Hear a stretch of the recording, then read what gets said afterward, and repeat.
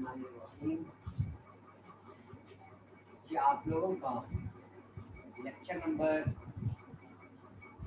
44 है। अब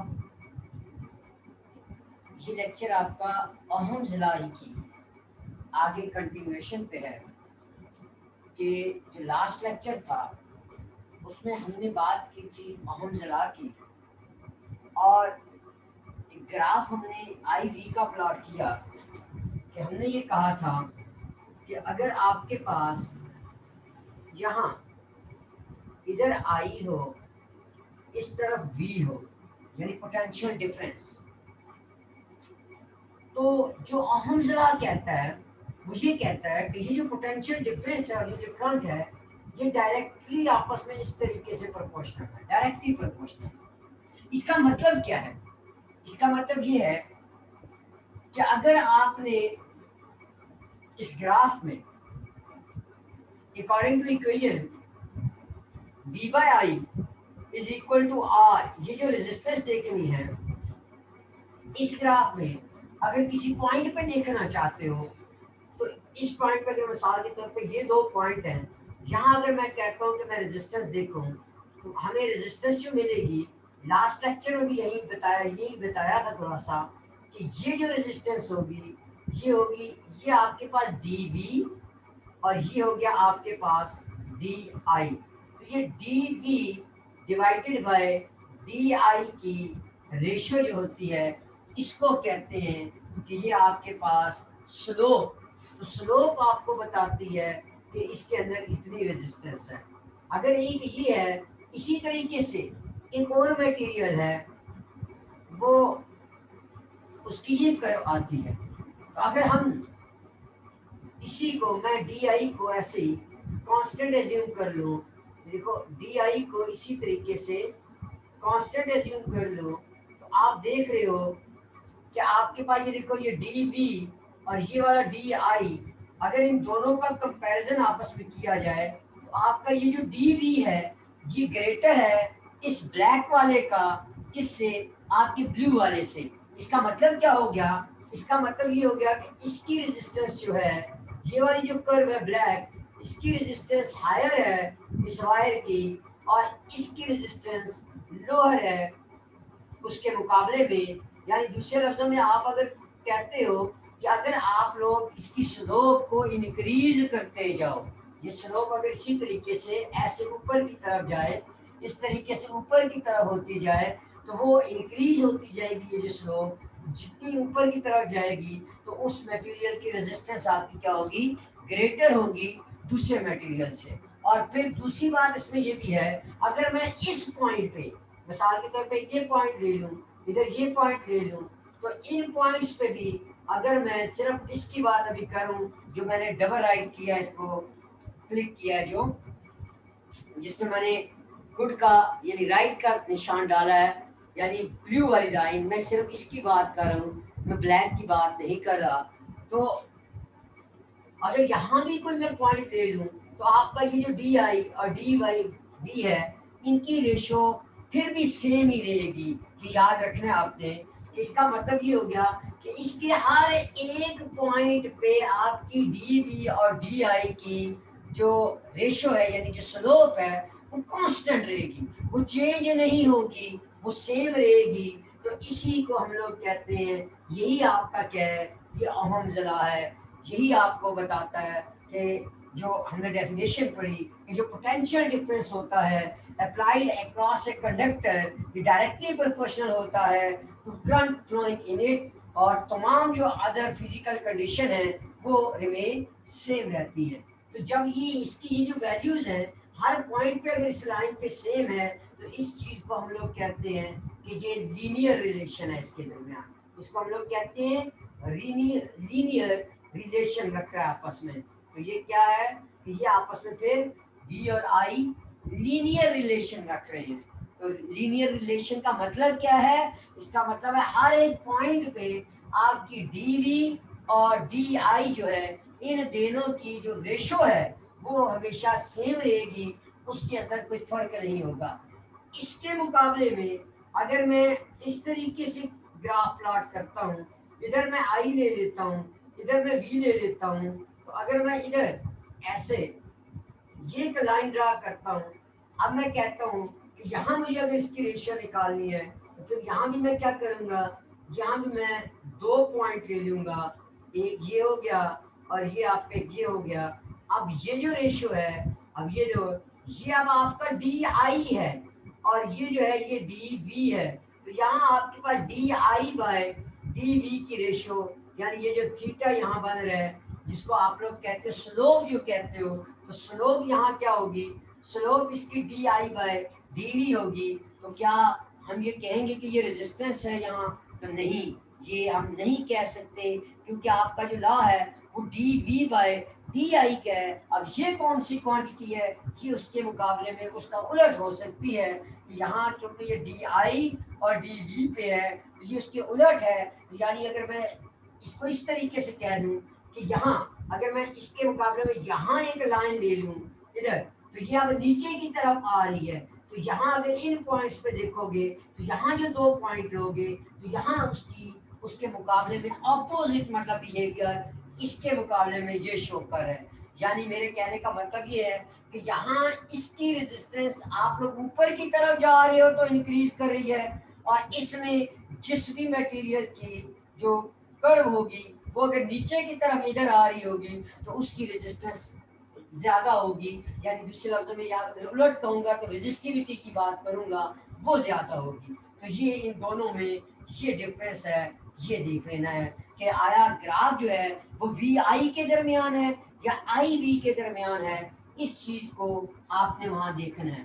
तो आप अहम जला को प्रूव करना है। तो अहम जला के प्रूफ के लिए क्या कुछ चाहिए, अब उसको मैं सबसे पहले लिख भी देता हूँ, उसकी डायग्राम भी बना देता हूँ। हालांकि ये आपको मैंने पहले ही करंट का एक रिलेशन दिखाया है, हमको आपको डिराइव करवाया है करंट का रिलेशन। अगर आप लोगों को याद हो एक सिलेंडर के अंदर से, तो हम लोग क्या करते हैं कि हम यहाँ एक सिलेंडर एज्यूम कर लेंगे, कंडक्टर नुमा जो कंडक्टर है वो सिलेंड्रिकल शेप का एज्यूम कर लेंगे, और उधर हम लोग n number of charge career per unit volume उसमें उसी तरीके से एज्यूम करेंगे, और उसका क्रॉस सेक्शनल एरिया जो होगा उस वायर का, जो भी आपका कंडक्टर है वो A होगा, और वहाँ उसके अंदर से जो इलेक्ट्रॉन फ्लो कर रहे हैं उनकी जो वेलोसिटी होगी, ड्रिफ्ट वेलोसिटी जिसको हम लोग कहते हैं, वो v d हो। तो फिर हमारे पास इक्वेशन क्या होती है उसकी बात फिर करेंगे। तो मैं एज्यूम करता हूँ ये प्रूफ है आपका अहम जला का। ये एक कंडक्टर हो गया। हमने क्या किया, इसमें से ये क्रॉस सेक्शनल एरिया इसका ये एज्यूम कर, ये हमने एजम्पशन है इसको बेशक ऐसे हम एज्यूम कर लेते हैं। ये क्रॉस सेक्शनल एरिया, और डेल्टा एक्स हमने पहले कहा था इसकी विड्थ को डेल्टा एक्स है, ये इसका क्रॉस सेक्शनल एरिया है। तो हमने क्या किया, सपोज किया कि n number of moving charge particle per unit volume है इसके अंदर, यानी कंसंट्रेशन ऑफ पार्टिकल जो है इस चार्ज कैरियर इस क्रॉस सेक्शन के अंदर वो n है। Suppose that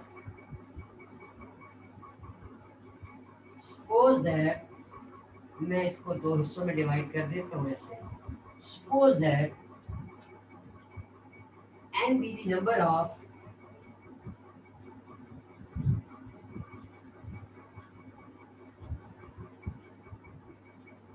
of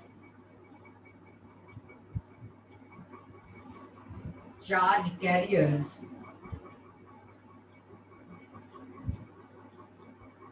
and be the number of charge carriers lie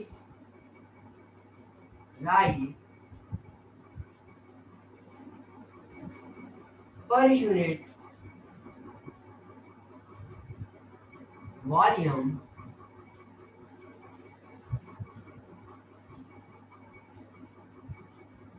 of the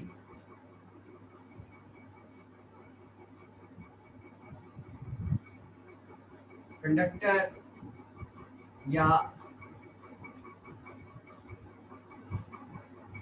cylinder है कंडक्टिंग, जिसको आप लोग कह रहे हो मेटल का, वो है having area of cross section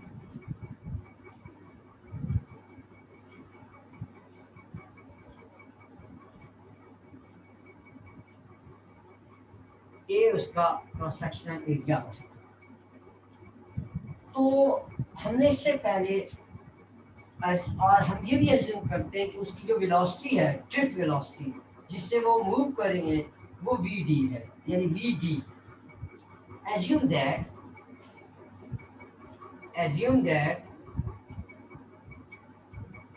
assume that all have same drift velocity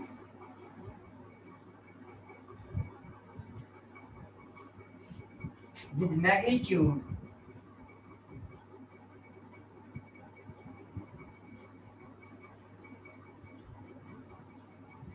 ये हो गया, उसका मैग्नीट्यूड वीडी हो गया। अब हम एज्यूम करते हैं in a time interval dt, in a time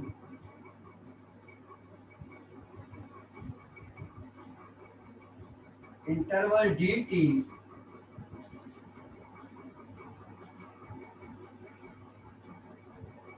कितना डिस्टेंस कवर करेगा, delta x. in a time interval dt each particle या चार्ज कैरियर जो है, each particle moves a distance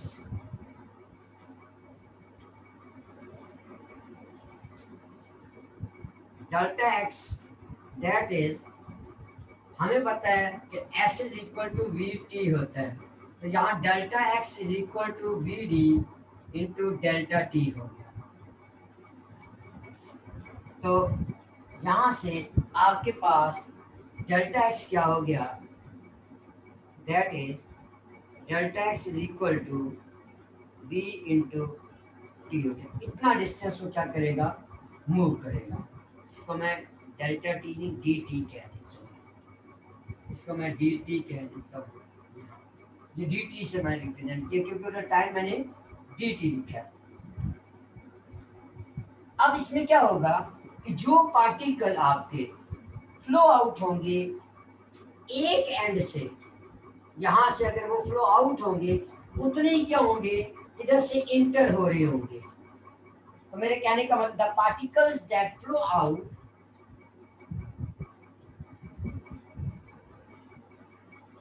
the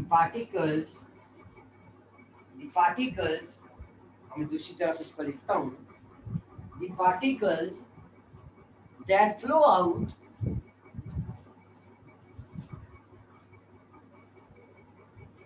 the particles यहाँ इसको लिख देता हूँ, the particles यहाँ से that flow out of the right end of the cylinder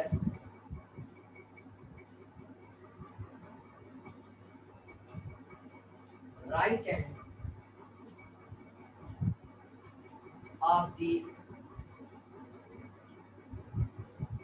cylinder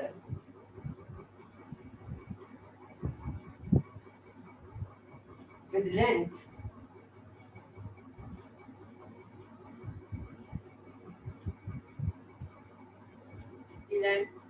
ed into dt जो लेंथ है ड्यूरिंग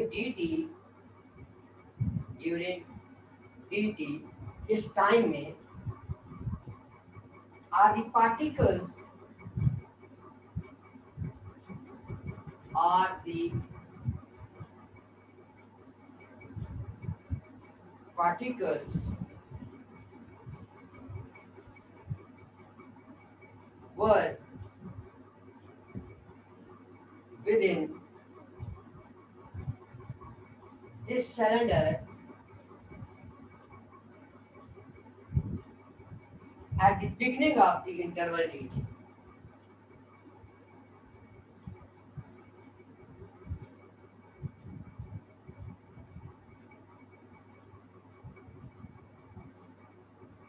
कहने का मतलब ये है कि जो पार्टिकल यहाँ से इस एंड से बाहर की तरफ निकल रहे होंगे वो वही है ड्यूरिंग टाइम dt, वो इस सिलेंडर की ये जो लेंथ है इसके अंदर से असल में ये निकल रहे हैं, वो वही हैं जो कि इंटर हो रहे थे यहाँ से, जो उसके अंदर इंटर हुए हैं बिगिनिंग ऑफ इंटरवल dt, यानी उस टाइम से, जो उस टाइम के, यानी आप ऐसे समझ लो इसको और आसान लफ्जों में अगर मैं बताऊं, जिस तरीके से आप लोगों ने फ्लूइड डायनेमिक्स पढ़ी होगी तो उसके अंदर हमने कंटिन्यूटी की इक्वेशन पढ़ी थी, तो हमने क्या कहा था कि इस तरीके से पाइप, आपने एक पाइप कंसिडर किया था जिसके अंदर से हमने कहा था कि एक लिक्विड फ्लो कर रहा है और उसका जो टाइम इंटरवल यहाँ जो डी टी दिया था वही डी टी हमने यहाँ भी लिया था, तो उसी टाइम में जो यहाँ से पार्टिकल इंटर हो रहे हैं तो वो सेम टाइम पे इधर से जो आगे से फ्लो कर रहे होंगे उनको एक ही टाइम पे हम कंसिडर कर रहे हैं। तो सेम यही चीज उसने इस लेंथ के बारे में कही है, या हमने जो लिखी है कि जो फ्लो आउट होंगे राइट हैंड इस साइड से, जो इस सिलेंडर की जिसकी लेंथ वी डी, ये लिखी हुई है V D into D T, क्योंकि डेल्टा एक्स है उसका डिस्टेंस ड्यूरिंग डी टी, वो वही पार्टिकल होंगे जो कि उस वक्त इधर से उसके अंदर बिगिनिंग ऑफ डी टी थे कि वही उसमें उस टाइम लीव कर रहे होंगे। तो ये कहने का उसका मतलब है। तो इसका मतलब ये हो गया कि वॉल्यूम जो सिलेंडर का होगा वो क्या होगा, the volume of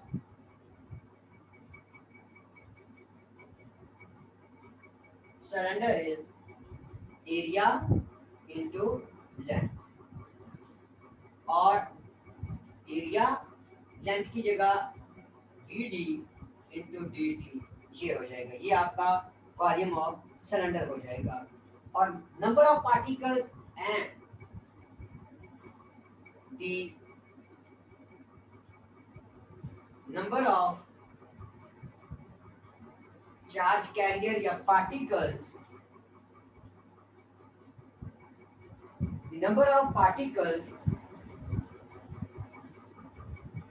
within it are, क्योंकि n कंसंट्रेशन थी, अगर आप शुरू में देखो suppose that n be the number of charge carrier lies per unit volume हमने कहा था, तो इसको मैं क्या करूंगा n से मल्टीप्लाई कर दूंगा, वो क्या होंगे n time a v d into dt बन जाए। अगर मैं ये कहूं कि इफ हर एक पार्टिकल का चार्ज q है तो टोटल चार्ज कितना होगा, q time into N A V D into D T बन जाएगा। इफ ईच, अब मैं बाकी उधर लिख रहा हूँ दूसरी साइड पे, उम्मीद है कि ये सारा आप समझ रहे होंगे। ये चीज मैंने पहले भी आपको ये समझाई है जब आपको मैंने करंट का रिलेशन वी डी के साथ करवाया था, बिल्कुल यही चीज है, कोई इसमें मसला नहीं है। तो अगर मैं ये कहूँ if each are, if each, यहां से मिटा देता हूं,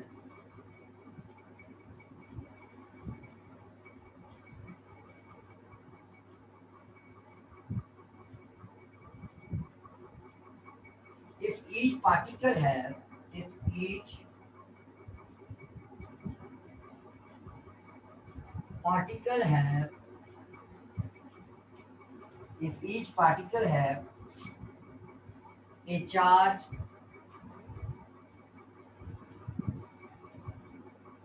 q,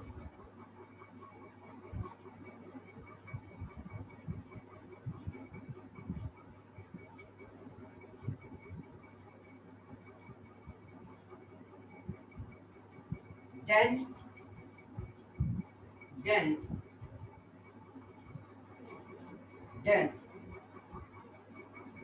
the charge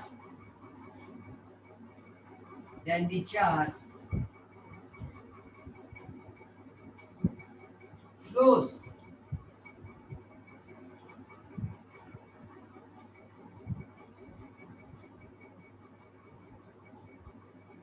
out of the end of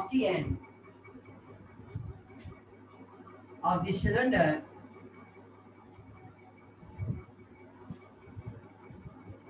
during time